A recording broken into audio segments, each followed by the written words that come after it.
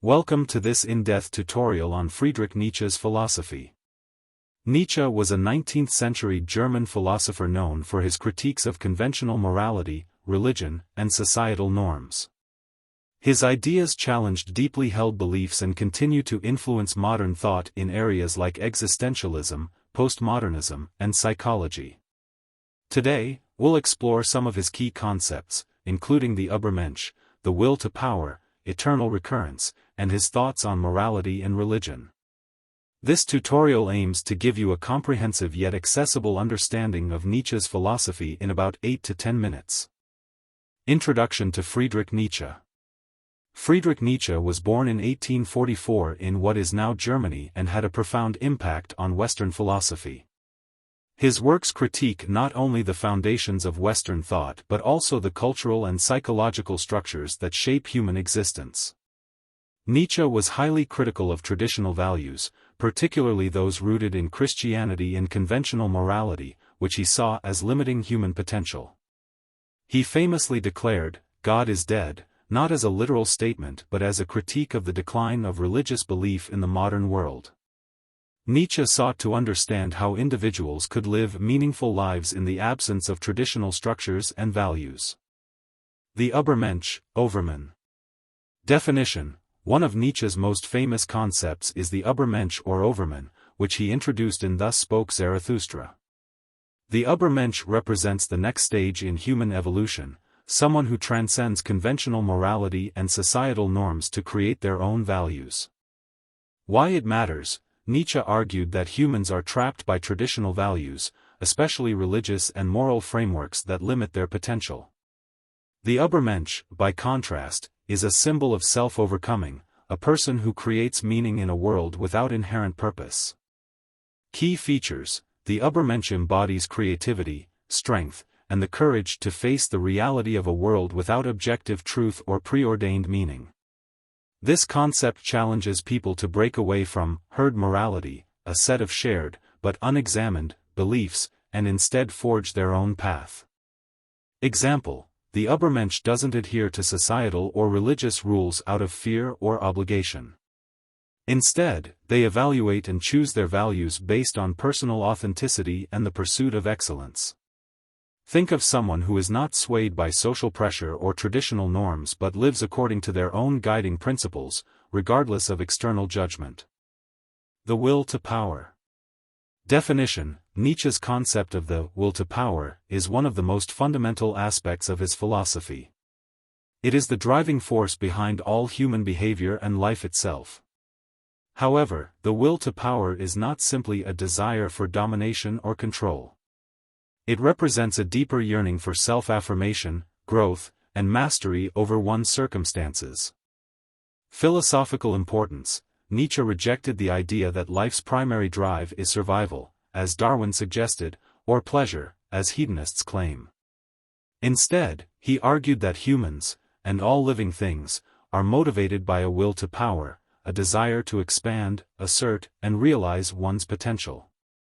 Key insight. The will to power is not merely about external control but also about self-overcoming. This means developing strength and resilience through personal challenges, continually striving for improvement and mastery. Example. Consider a person who relentlessly pursues personal growth, whether in art, philosophy, or sports, not for the sake of fame or fortune but because they are driven by an internal desire to achieve their fullest potential. This constant striving for excellence is an expression of the will to power. Eternal recurrence. Definition. The idea of eternal recurrence is one of Nietzsche's more speculative and thought-provoking concepts. It posits that life and the universe repeat themselves infinitely, with every event happening over and over again in exactly the same way. The thought experiment. Nietzsche presents this as a kind of thought experiment.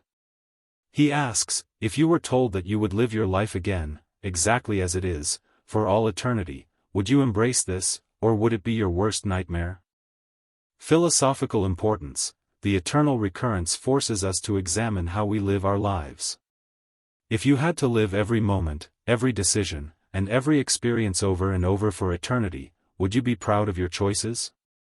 Nietzsche believed that those who fully embrace life, with all its joys and hardships, are the ones who live most authentically. Key takeaway: the idea of eternal recurrence encourages us to live as if every moment has infinite weight. It pushes us to affirm life, despite its struggles, and to embrace our existence with courage and purpose. Example: imagine being offered the chance to relive your life exactly as it is, with no changes. The challenge here is to live a life so rich in meaning and authenticity that you would gladly say yes to this eternal repetition. Critique of morality.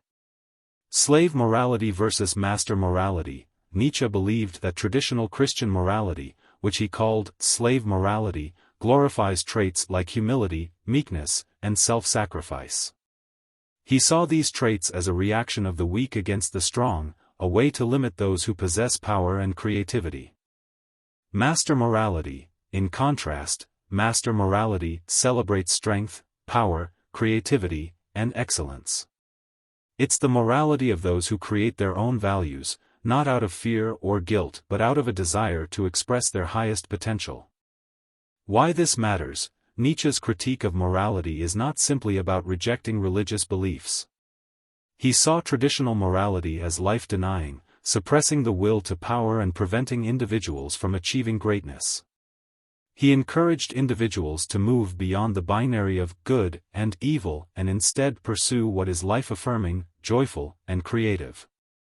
Example: slave morality encourages people to follow rules out of fear or guilt, while master morality encourages them to act according to their own vision and ambition. Someone guided by master morality creates their own standards of what's right or wrong based on their own values and pursuit of excellence. God is dead. Definition: one of Nietzsche's most famous declarations is that God is dead. However, this is not a literal statement. Nietzsche meant that the traditional belief in God and religious values had lost their influence in the modern world. Context: Nietzsche believed that the decline of religious faith, particularly Christianity, created a void in Western culture. Without the guiding framework of religion, people were left without a moral compass, leading to nihilism, the belief that life has no inherent meaning. Philosophical importance: Nietzsche saw this as both a crisis and an opportunity. While the loss of religious meaning could lead to despair, it also offered the chance for individuals to create their own values and meaning, free from the constraints of religious dogma. Example: Nietzsche's declaration encourages people to take responsibility for creating their own purpose in a world where traditional structures have lost their authority. It's about moving beyond nihilism to construct a new foundation for meaning and purpose. In summary, Friedrich Nietzsche's philosophy challenges us to rethink our most deeply held beliefs about morality, power, and meaning. His concepts of the Übermensch, the will to power, eternal recurrence, and his critique of traditional morality and religion push us to confront life with courage, creativity, and authenticity. Nietzsche doesn't offer easy answers but rather a call to live with purpose, embracing life's challenges and creating meaning in a world where it is not given to us. Thank you for watching. If you found this tutorial insightful, don't forget to like, comment, and consider subscribing to CyberTheo for more philosophical explorations. Stay curious, and keep questioning.